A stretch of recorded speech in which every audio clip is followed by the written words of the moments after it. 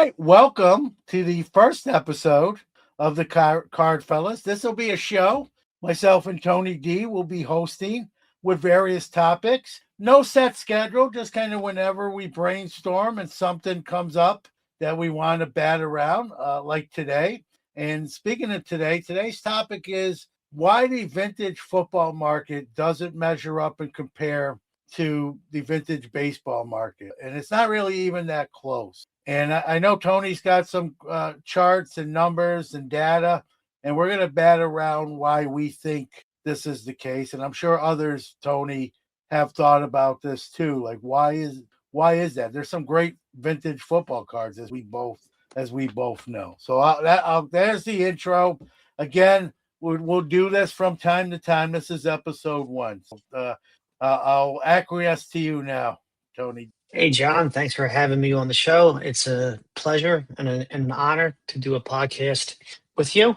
And I don't know if I should call you Paisan or Metch, some I don't know, combination whatever of you both. call a half Italian, half Jewish guy. That's what you know, and but this is fun though. So I think it's you and I collect cards of various leagues and sports.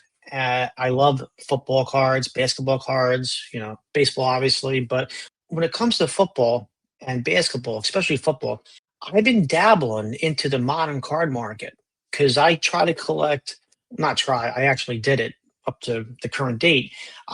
Have one Eagles card of a quarterback who started at least one game for the team going back to 1948.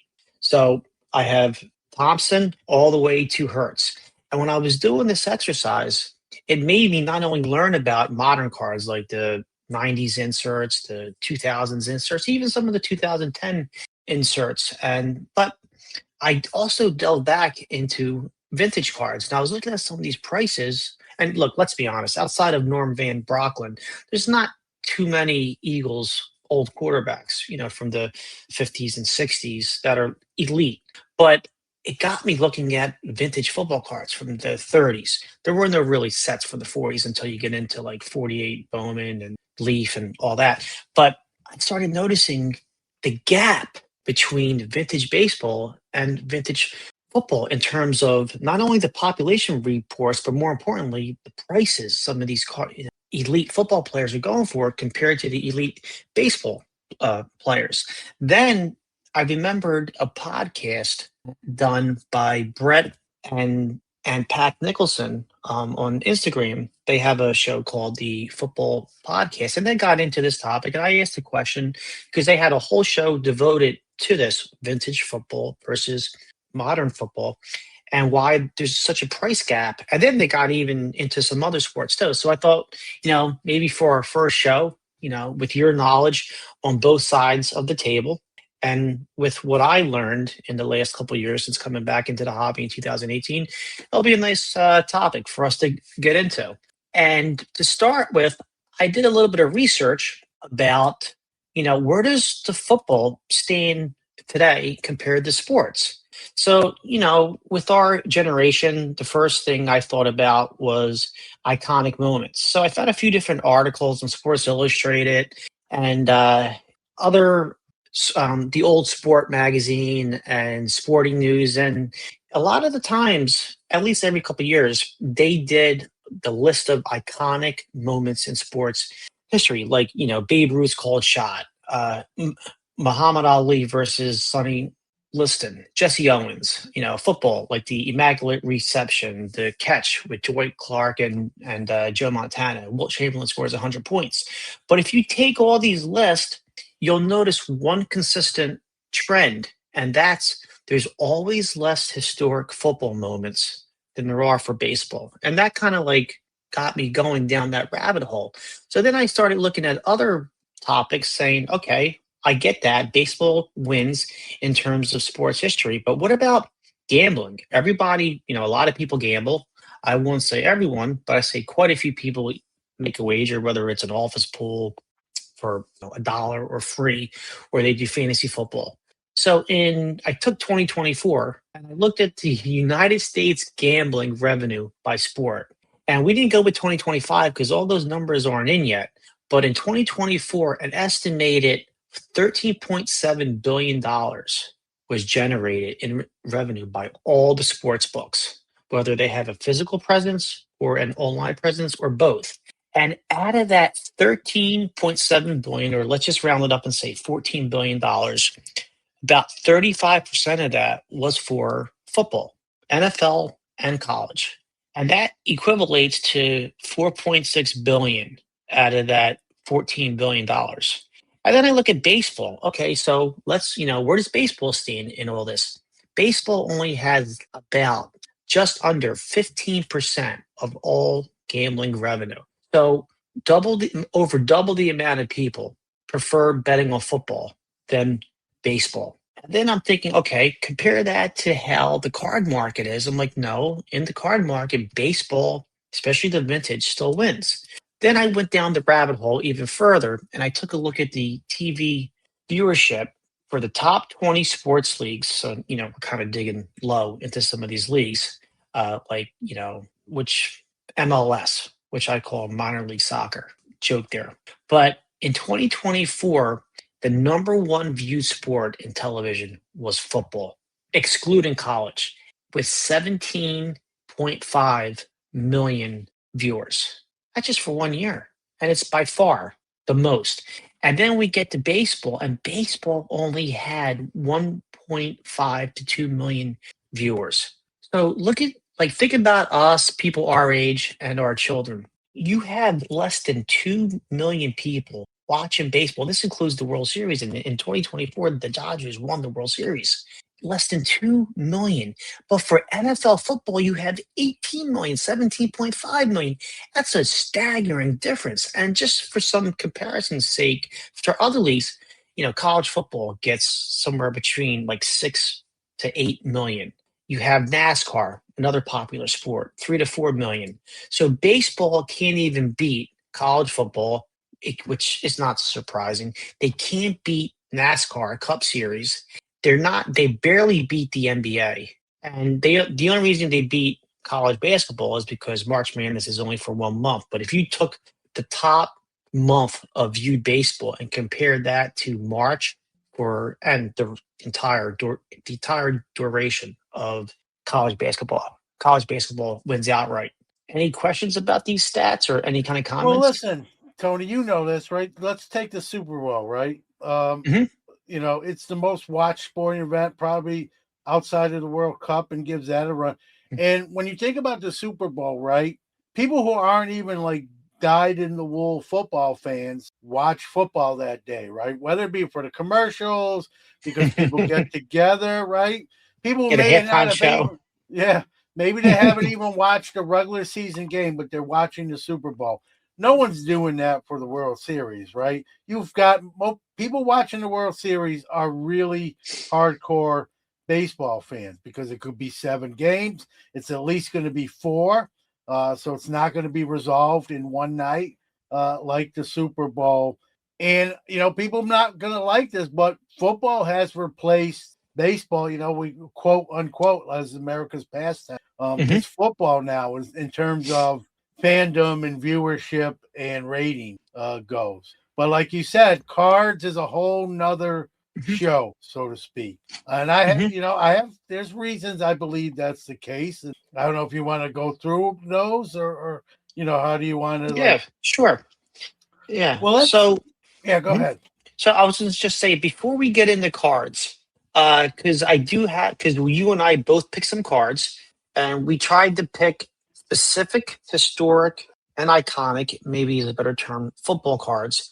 And we tried to compare them to what their equivalent would be in baseball cards. So we got about 5 cards or so that we could talk about.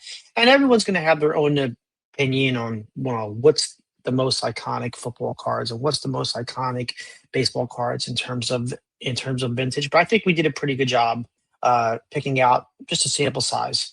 I'm also thinking about how cards were distributed in the 1930s and the 40s and the 50s and even the 60s to some extent. So we know baseball cards, the way baseball was released, you had Topps and Bowman, and later the Philadelphia Club issue football cards really just towards the end of the summer, August, when kids are starting to go back to school during those decades, and still the same today.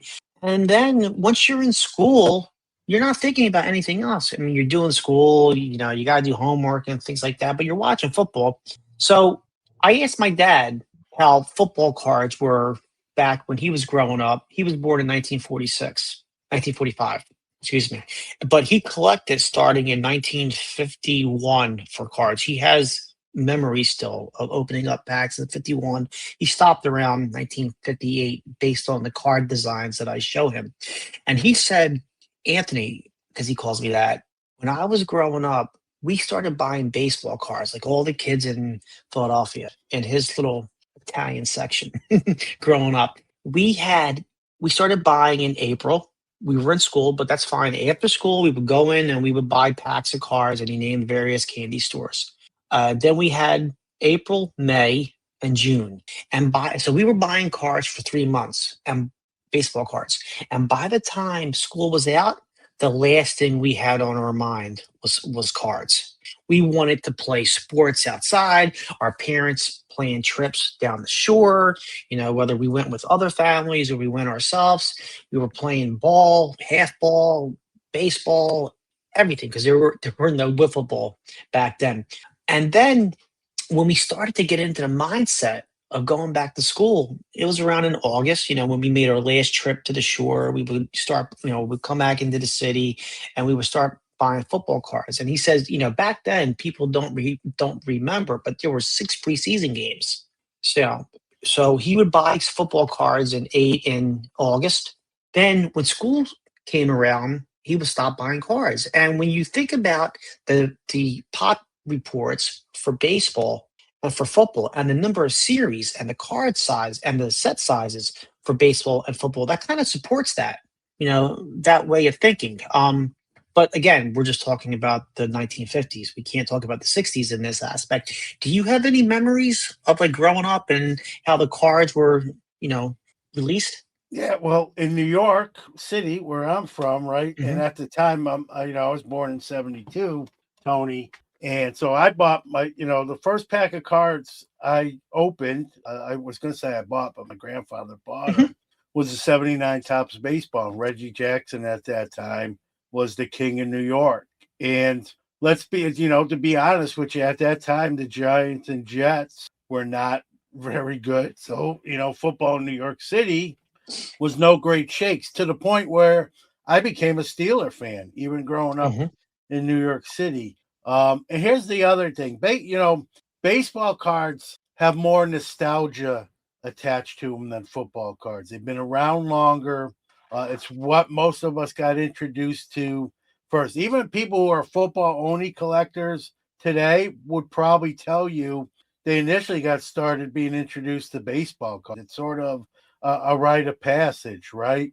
I think the other thing too, Tony, is like, and most people who are listening to this will agree, right? Football cards are heavily quarterback driven, one position, where you can open a baseball pack or buy baseball cards, and it doesn't have to be just first base or second base or pitcher. They're all sort of marketable to collecting, where football, it's not just quarterbacks. There's some all-time legends at receiver and even defensively. But as far as collectability, people aren't drawn to them. And I think what hurts football on the vintage side is that baseball just had such a head start in the vintage market. Obviously baseball cards were around a lot longer before football. So it's like a race. You give anybody that sort of jump and early lead, it's really hard to make up that ground. Even when you do, that lead is so insurmountable that you'll never pass it, right? And I think the other thing, and I'll get your opinion on this, when we think of like people collect also care about records, right? That's kind of draws us to who we collect and that sort of things, right? When we think of baseball record books, right? We think we know numbers, right? We knew Hank Aaron had to hit the 715th to be the all-time home run king. We know the hitting streak is 56 games, right? We know the last guy to hit 400. We even remember when people don't break records, right? We remember when George Brett made a run at hitting 400 in more modern times, right?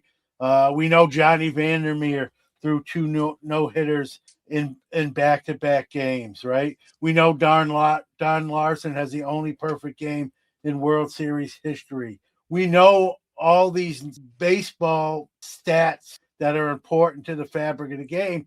And then the flip side of that with football history, obviously we know great players, but we don't who's like if I ask most people what's the rushing leader and how many yards is it, you'll get a lot of wrong answers. Even the ones that maybe get the right player will get the wrong amount of yards, right? So someone that says Emmitt Smith, a lot of people are going to say Walter Payton or Barry Sanders, and it's not, even though they're great. And Jim Brown, we can argue Jim Brown's the greatest running back ever. He doesn't lead in all-time rushing yards. Here's the other thing with football, and this is, again, commonplace knowledge, right? Football careers, on average, are just way shorter. It's a very physical contact sport that could be literally over in one play. Someone gets his knee broken backwards, his career's over, and it could be 2 or 3 years in, if not less, right? And so I think people are hesitant, especially this is more on the modern side, to really go crazy spending a bunch of money on, let's say, one player, because in a literally one play that could all be up in smoke. And so, I think just the long history of baseball, the numbers, how we're introduced to it at a very young age. Even people who don't collect today probably collected baseball cards when they were kids. And it's almost just a rite of passage. And so I think football is fighting that uphill battle to try to close that gap and not doing so well. And I think what also hurts them is, you mentioned this, like it's a quarterback driven sport. And I can make an argument that we have probably more household names in quarterback today than we did in the vintage era. I don't know if you agree with that, but your Brady's, Mahomes, all your Super Bowl winners, Marino, Elway. But then when you go back to the vintage era, it seems like you would count Otto less. Graham.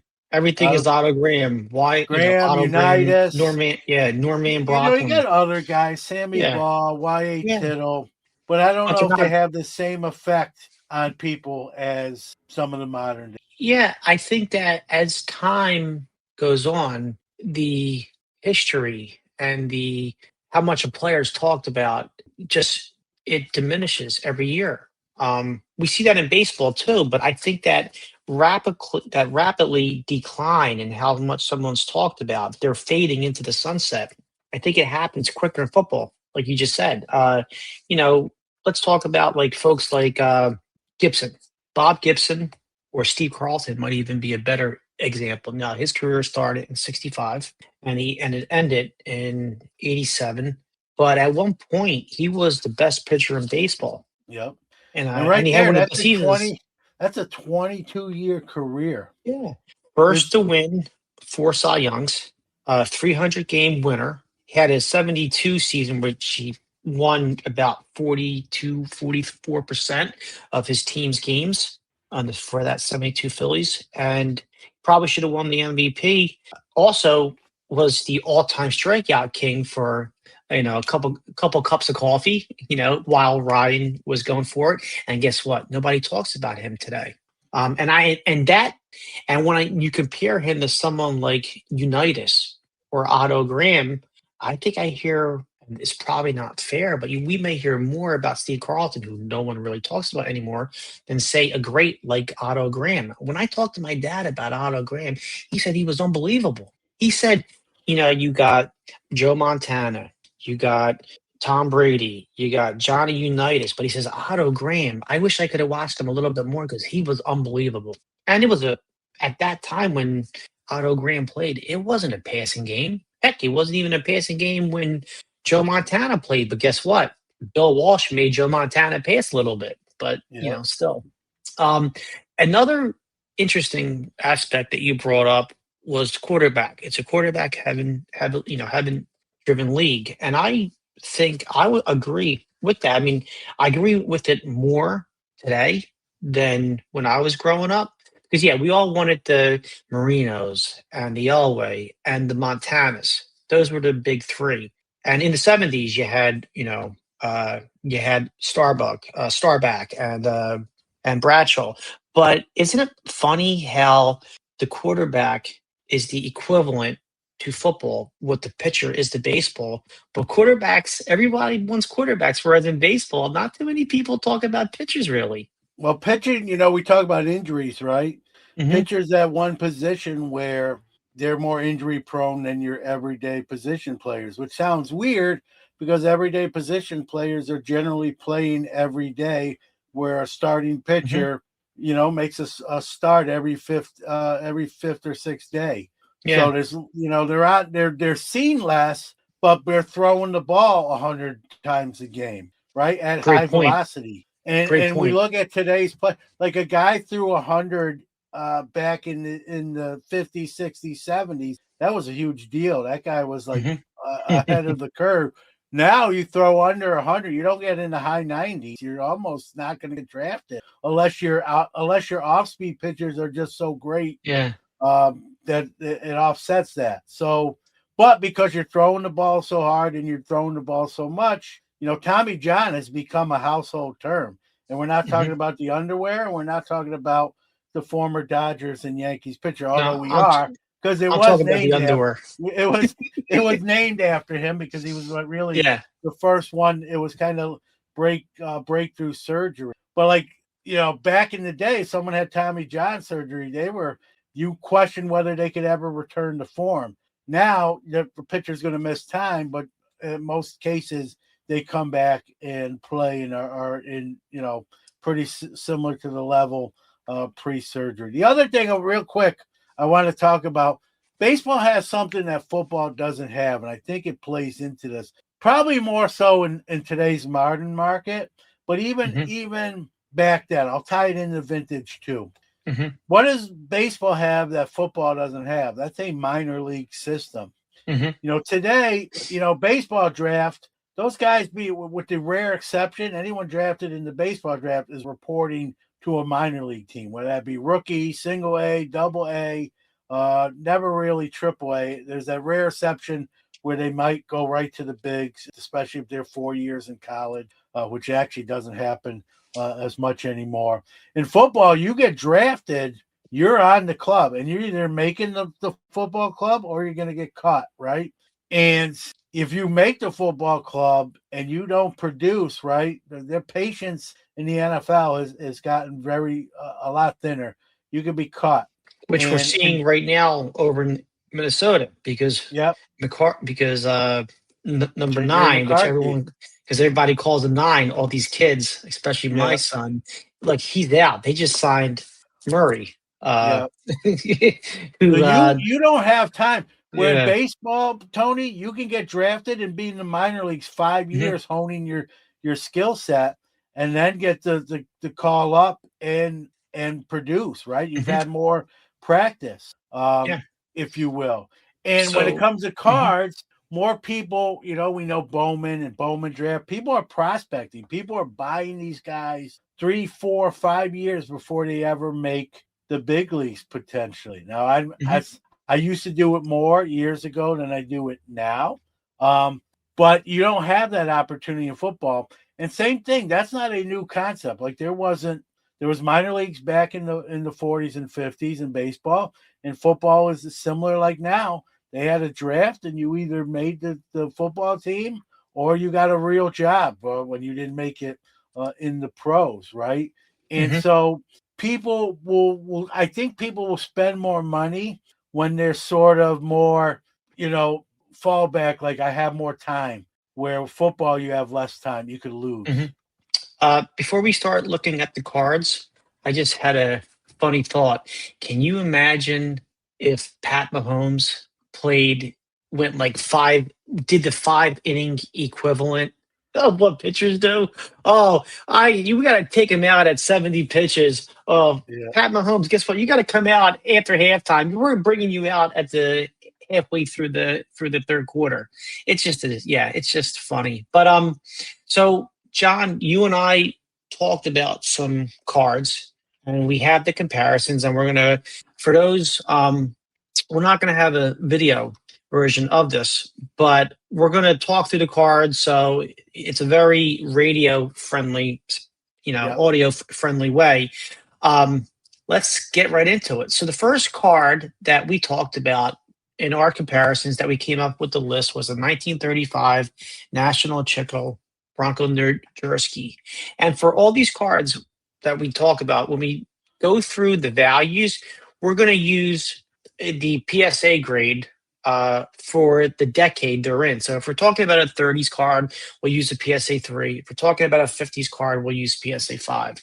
And all the values that we're getting is from the Card Ladder platform. So thanks for those fellows for having a really great app and with decent prices with the sales history. So Bronco Nurjurski, the last PSA 3 sale was for $48,800. So $48,800. And that was from January this year, January 31st. That's quite the sale. Now, you would say, okay, nearly $50,000 for the best football card we have in existence when it comes to vintage. Well, let's compare that to a historic baseball card that you and I came up with.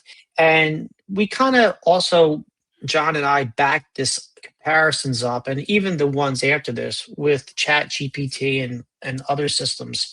So we're not just, picking it ourselves. There's some method to our madness. Would be the T206 Honus Wagner. Now, for this one, we just happened to fall on a PSA 1 because we had a recent sale of that, and we took the nicer version of the PSA 1 that was recently sold.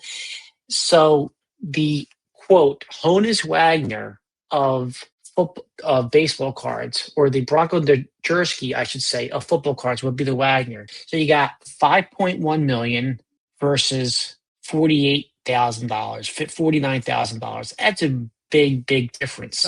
Yeah, And that's a massacre. yeah, frankly, and in terms of value. And they're and both arguably, listen, Tony, they're both arguably the most iconic cards in the sport and in the hobby of their sport. So yeah. Now, people may say, yeah, but the Bronco has a higher pop, and that's true. There's about yeah, 250 total graded amongst all the third-party graders for that card. But again, it's just a huge difference. So if you want to get the top football card of all time, I guess it's more attainable than it is for baseball. So that's the oh, no first. doubt. That's the first comparison that we came up with. The second one is a 1933 Gaudy Sports Kings Newt Rockney. And again, PSA 3. And the last one that sold was November of 2025 for nearly $2,500. Iconic football player, probably known for more of his college speech than Yeah. anything else. But, $2,500 for the one, maybe the second most popular pre-war card. Then we go to this baseball equivalent, which is, and before we do that, just so folks know, we're well aware, John and I are well aware that the Gaudy Sports Kings is a multi-sport set. Yeah. It wasn't just one. But the equivalent to that 33 Gaudy Sports Kings we came up with was the 33 Gaudy Babe Ruth. Now, we understand there's a Babe Ruth in that Sports Kings set, but it's a little bit more harder card to find than one of the four Gaudy cards. But the last PSA 3 sold for $19,000 in March 9th, 2026, about a week ago of us recording this show. So Newt sold for $2,500 rounded, and the Babe is sold for $19,000. Big gap. What are your thoughts about this card difference? Yeah, I mean, Newt Rockney is, like you say, he's a legend, Notre Dame coach, like, you know what I mean? But Babe Ruth is in a whole different, like kids today know who Babe Ruth is, or most of them, right? I don't think kids today, if you say Newt Rockney, they might even laugh just because of the name, right? Newt Rockney. They might even think Well, what character was he on the Flintstones? Newt Rockney, was that like Fred's boss? So and Hmm. I'm half kidding there, but like Babe Ruth is just transcends. I don't even want to say baseball. I think he transcends sports. Yes, Where Newt he's the Michael Rockney, Jordan. Yeah. yeah. So I think while Newt Rockney is a legend, and anyone who loves football knows what he's famous for and what he's known for, I think outside of football, that knowledge becomes more limited. Hmm. And I think that's obviously why and frankly, Babe Ruth had a better playing career. Hmm. Rockney was known more for his coaching prowess. So I think that's the big difference. I think it's an easy to Hmm. figure. Now, win one for the Gipper comes to mind because Yeah, he made the speech, and then Ronald Reagan, former U.S. president, made a movie. Whether you like his yeah, acting ability or not, so we did talk about including Jim Thorpe because he has a card too in this yeah, set, but we excluded him because he played both. I mean, you have Jim Thorpe baseball cards yeah. from the 19 teens. I think there's a 1920 issue too, but I know heck, you got football cards, you got Olympic cards. He's in every set because he Right. played so many different sports. So that's why some of our listeners may be wondering why isn't Thorpe in there? That's because he played both sports. We're just trying to concentrate on one Football player versus athletes. baseball. Yep. Uh, the next card that you came up with was a very iconic card, the 1958 Topps Jim Brown. And we chose a PSA 5 for this because of the 50s. And the last one sold for $1,600. That's insane. Yeah, you have who I arguably call maybe the top, one of the top football players of all time, maybe the Babe Ruth or Ty Cobb of football in terms of popularity for, player wise, maybe the Mickey Mantle of football. I mean, the Willie Mays of football. Jim Brown, he accomplished so many things when they had 12 game seasons. Then they went to 14 game seasons, and he didn't even play for a long time. He got out when, he felt his body was going. He won He would, championships. He won MVPs. and he retired early, and then he Hmm. became a movie actor. I don't want to say movie star, but he was a No, pretty he was a good movie. star. Yeah, movie. He Yeah. became a movie star. Obviously, very outspoken and active in civil rights and Yep. social causes. Didn't mince words, right? You didn't have to wonder what he was thinking. He would tell you. And arguably, people talk about greatest running backs. When people talk about Jim Brown, they just say Greatest football maybe the player, best not even the football running player back. ever to do it. They're not even putting a position on it where people say, "Oh, Barry Sanders was a great running back, maybe the greatest of all time." Jim Brown was just talked about as maybe the best football player of all time, and he cut his own career short to pursue those other opportunities. Hmm. And to think, and I got one behind me, not a 5, but I have a Jim Brown rookie over my shoulder, and to Hmm. think that a 5 is only, I know how to preface when I say only 1,600 for some people to be like, well, that's still 4 figures. But when you think of all his accomplishments on the field and off, that's not a high number to obtain to me, an iconic card. And if you compare that Jim Brown to a 51 Bowman Willie Mays, the last PSA 5 Mays sold this month for $21,350. And I'll say Now, this. I'll say what? this real quick, Tony. I'll make this quick. Yeah, please I go. think the Willie Mays is. I think the Willie Mays is undervalued at that price. Hmm. Yeah, we picked the Maze over the Mantle because Mantle is going to be used for another card. But I mean, we could have went with Jackie Robinson Yep. for Jim Brown. There was a number of players. We just felt like comparing him to Mays would probably make the most sense. Heck, we could have even used the 51 Bowman Mantle and used the 52 tops, Mantle for another card, which we have. But yeah, I just don't.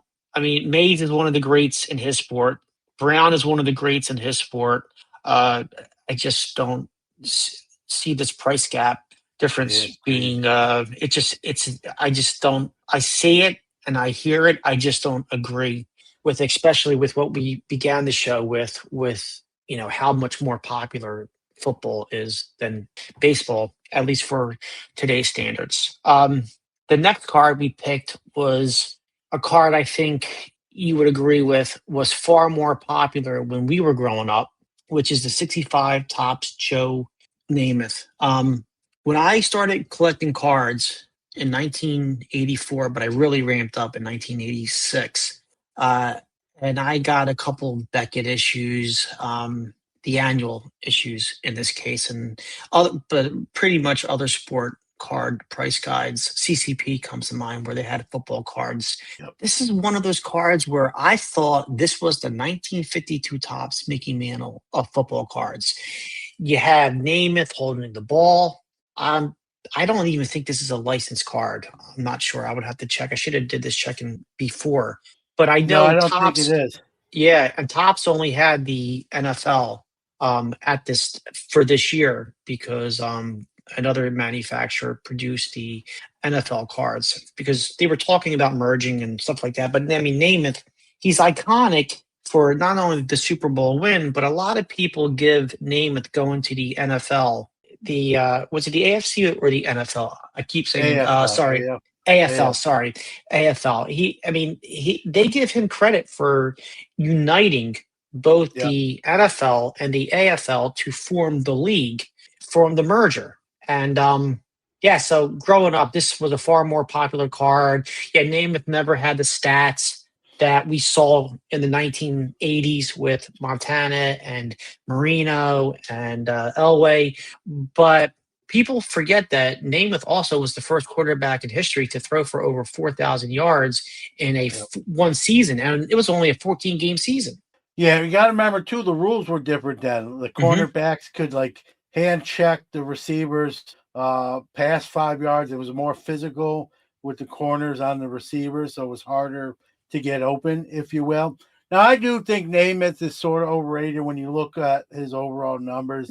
Yep. If you have to fact check me, but might have thrown more picks than touchdowns in his career.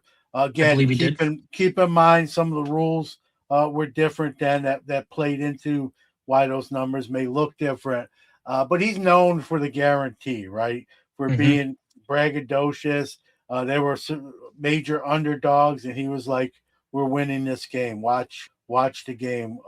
We're winning." And people thought like, and that stuff today is sort of so commonplace we don't even think twice about it as much. But back then, people, there wasn't a lot of trash talking, so that made like front page. That was front page news. Namath guarantees victory, right? They were 17-point underdog, if I recall, and backed it up. So I think that plays into his legend and into why this card is so popular. I'm not a fan as Namath as maybe some other people are, but it is what it is. Like he did that. It played in. He was very, very outspoken. He's doing a lot of commercials, wearing fur coats. Even did an ad where he's wearing women's pantyhose. Right, stuff that other people wouldn't dare do. He took that chance, and it paid off for him. And then we know later on, some other stuff, not his finest moments. You got a little bit of Topsy on ESPN with Susie Coburn, I believe. Yeah. I don't care about the Jets struggling, Susie. Right, the rest. So he stayed in sort of the limelight, even post career. People always want to talk to him about why'd you make that guarantee? What was going through your mind? Even though he's probably said it 50 million times, everyone still wants to talk about it. Yeah. And so at this, when Namath was in his heyday and the Jets were actually pretty good because there's Webanks is the reason why the Jets didn't have a dynasty because he started selling off players. They had players who went on to other teams. But Namath was in New York City and he hung around with Mickey Mantle. They went to the same clubs, bars, Toots Shores comes to mind. And if you look at old SI issues, Namath was on just as many covers as any other athlete. I have a 1972 SI issue in my office, and Namath is on the cover. And that's the same issue that Roberto Clemente was written about for having hit his 3,000th hit. And while Namath has a whole spread plus the cover, only one paragraph is devoted Yep. towards Clemente hitting 3,000 hits. It's just mind-boggling. So with that in mind, and with Namath being in New York and even hanging out with Mickey Mantle, in fact, the first time he met Mantle, he was starstruck by him, and Mantle said, "Well, you're pretty damn popular yourself, Joe." So yeah, but we have to compare this to the 52 tops Mickey Mantle in the PSA 5 grade. So the last PSA 5 Namath, as we said, sold for $49.20 on March 8th. The last PSA 5 Mantles sold February 21st, 2026 for $214,000 rounded up. Wow. Yep. I mean, and we Yeah, understand and you I can't can compare make an both.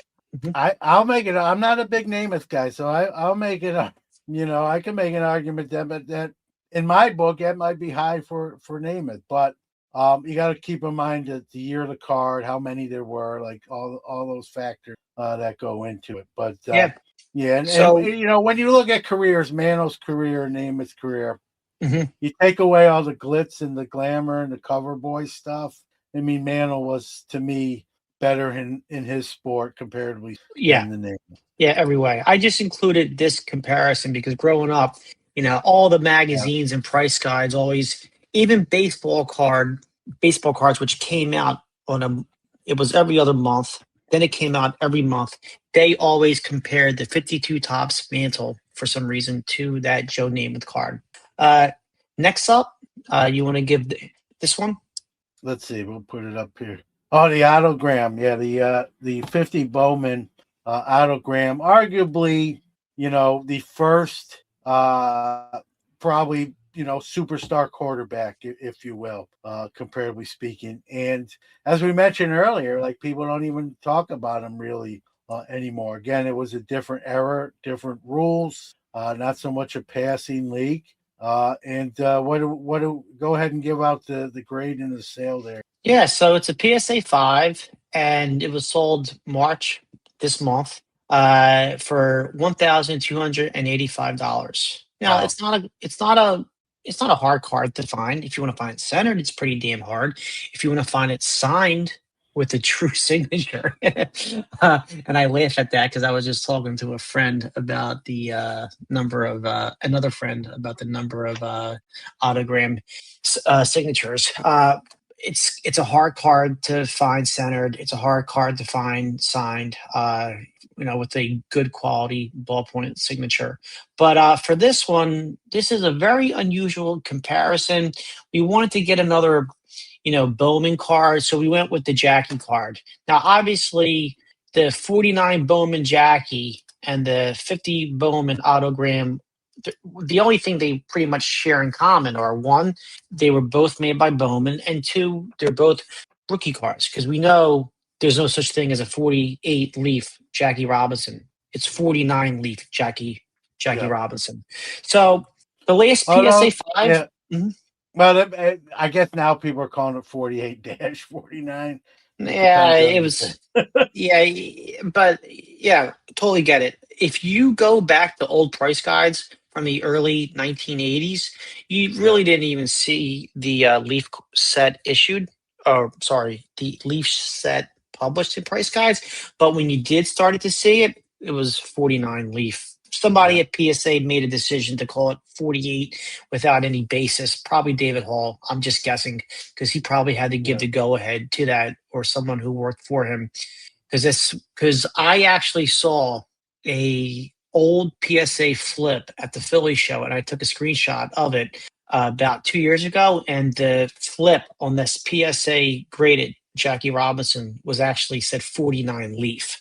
So Yeah. at some point, PSA did call them 49 leafs, but for some reason there was a change. So we talked about the autogram PSA 5 sold for almost 1,300 round it. Well, the last PSA 5 Jackie sold for $15,600. Okay. Yeah. But we understand the differences in the popularity of the players. But for this so for the comparison's sake, this is the last card the last two cards that we picked. And this is probably the worst comparison, I think, of the cards of all the players who we did compare from baseball to uh, football. But at the same time, they do have a little bit of things in common, but very different players and very different meanings to their sports. So, John, I thought about a few different reasons why, you know, vintage football isn't nearly as popular as vintage baseball, and you touched upon this in the beginning of the show. I wanted to talk about the history, and not so much about the history of each sport, but what about the history? And I came up with two glaring uh, assets that baseball has, which football doesn't have, and for some reason, I don't see it ever happening. Is Saber. We have a Saber organization for baseball. We don't have it for basketball. We don't have it for football. And I just think that's number one. We have no historians that are really writing about. I mean, they're trying to with some books, but usually it's the They're NFL not league organized. themselves. They're football and basketball historians, but they're like almost like mercenaries. No, They're yeah, lone. There's no group together, yeah, like sitting down in a room and saying, "Hey, what's not being talked about that we need to get out yeah, there and put yeah, this together?" yeah. And Who's bringing them together? a great point about Saber, right? And it goes back to my earlier point. I'll make this short, right? Hmm. We know baseball record book numbers where we don't know football and even Hmm. basketball. I know this was not a basketball kind of show today, but when you look at baseball historic record numbers, we know them verbatim. And we don't, not only do we not know them in basketball, in some cases, we don't even know who the record holder is, let alone know the number, right? There's people who will get the all-time rushing leader wrong, right? We know Wilt's 100-point game, right? But do people know who's the all-time leader in scoring in the NBA, right? People don't know those things where we know like the all-time home run hitter. We know the Pete Rose is the all-time hits leader. Not in the hall at this point, but probably should be post death. So baseball but there's more history pertaining to records and numbers than the other any sport. Let's make it we'll just say any sport. Hmm. Um, there's people who aren't even necessarily huge baseball fans that know certain baseball numbers just because All right. it's such a Mhm. lexicon. So I'm going to put you on the spot right now. Can you name, and you know the player, but how many home runs did Barry Bonds hit in that year when he broke the record in 2001? I believe it was 73. Bingo. Yeah. Okay. And do you remember? All right. Well, bingo. I just liked how you knew that right off the bat. Okay. And I'm not Which, even a huge Barry Bonds guy. yeah, Like, neither am I. yeah. So who? This is a two-parter. Which player and how many have the most single-season touchdown passes? Who led? The Name and the number of this quarterback who threw the most touchdowns in a single season. I didn't Mahomes do 50 something? He's second with 50. But this illustrates Yep. your point. Yep. I mean, I asked you a question and you knew the baseball, and you're not even a Bonds fan, and you knew the Yeah. number right off the back of your hand, right off the Yep. back of your head. And then when it comes to football, Mahomes is second with 50 in 2018. Do you know the first person? Is it Brady? He's third, tied with Mahomes. He's actually tied for second with 50 in 2007. Is it still Marino? I wouldn't think so. Marino is fifth with 48 in After you tell me, 1984. I'm going to be mad at myself for not knowing. I'm going But to be mad. this illustrates the problem with not having Saber for Yeah. football, like an organization that compiles like all the John Thorns of the world into one organization where you have a brain trust. Or Ken Burns. Where's Ken Burns' documentary on the NFL? I mean, come on. Or It's someone else is, right? Someone else. yeah, anybody. Look, I'm still mad about Ken Burns, how he believed Al Stump for all the things about Ty Cobb, but that's for a different show. It's Yeah. Peyton Manning with 55 in 2013. Yep. I should know that. I love Peyton Manning. And He's that's the one of my second favorite time. non-Steelers. Yeah. He was a great quarterback, and nobody really talks about him anymore. Everything is Mahomes and Brady, and And but the problem with you know, Peyton is he played under Brady's shadow. I can make an argument. This could be a whole Mhm. nother show. I've said this on my podcast as my dog barks. I can make an argument that Peyton Manning was a better quarterback than Tom Brady. He just well, didn't have the coaching staff and the system in place to win more rings. And I, Brady did. I think for the first half of Manning's career, he was considered the better quarterback, even though Brady had more Super Bowl wins. But at some point, when because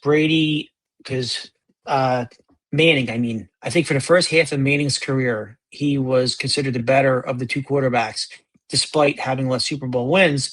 And then when Brady went to Denver and he won a Super Bowl there, and he played in other when Yeah, my Peyton. When Yeah. Manning went to Denver after he took the year off to heal up and get his therapy, uh, it was too late. Brady took over that mantle. It didn't matter, even if he would have won, an extra Super Bowl ring or so. But it's just another example. So that's what I had for today on this topic. We need an organization, or we need someone like Ken Burns to make a video about the history of football, and maybe that would help vintage I think football it would. I think it cards. would help, but I think baseball, Tony, has such a head start in this race But that nobody I don't cares know. about baseball today. Yeah. Apparently, Well, here's nobody really what I'll cares. say. Well, if you want to end it on the, I thought about this before we even Mhm. recorded. Whether that gap will be closed. I think 50 years from now, I won't be.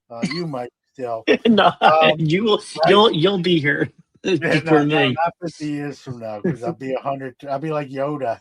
But 50 years from now, I think this same conversation might be different, because that Brady contenders, a lot of the RPAs that Yeah, are in football, they'll be Mahomes vintage. Mahomes stuff.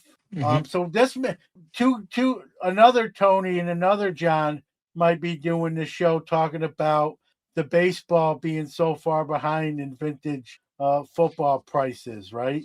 Mhm. Uh, so that's things can change. It's just going to take a lot. It's not. It's not going to. I'll say this. It's probably not going to happen in our lifetime, but eventually it might. Not to go off on another rabbit hole, because we already jumped into a few of them, but if what people are predicting for 2027 with Major League Baseball, let's say that Yeah. season is missed. Let's say Yeah. worst case, the 2027 season is missed. It's actually even worse than what happened in 1994. Do you think it helps vintage football more? I think so. I mean, how much? I guess that could be the Hmm. argument, but of course it's going to help, because how many times we've seen you mentioned the 94 strike. I remember people, I was in cards then, Yeah. 22 years old. How many people are like, I'm done collecting cards. I'm selling my cards. These guys are greedy. I don't even want to pay for packs and open boxes, right? They're going to get rid of their card. There's going to be a sour taste, if you will, in baseball fans and baseball collectors, right? Maybe some of those folks that are saying, I'm getting out of the hobby, maybe instead of saying they're getting out of the hobby, they're going to be like, hey, I'm going to start collecting football cards. And anytime someone goes into a new part of the hobby, right, some of those guys will go backtrack and buy those vintage cards. I wasn't around in the 50s and 60s, but I still own those eras of football cards, because I went back and bought them as a football card. So Hmm. that's, yeah, the strike would be really bad across many levels for the sport Yes. itself, Like what and happened in it 94. definitely Yeah. would help. It would help the football card market. Like, to what degree, that would have to remain to be seen, but no doubt it would. But just in the simple fact that it would hurt the baseball market, right? So it's like a Hmm. scale. Anytime one side goes down, gets more popular, the other one's going to get lighter. So, I guess it's to what degree and how fast. Hey, Paisan. Yes. Ciao. Ciao. Yeah. All right. Thanks, everybody. We'll see you. I don't know when, but we'll be back for episode 2 at some point in the near future. Take care. Grazie.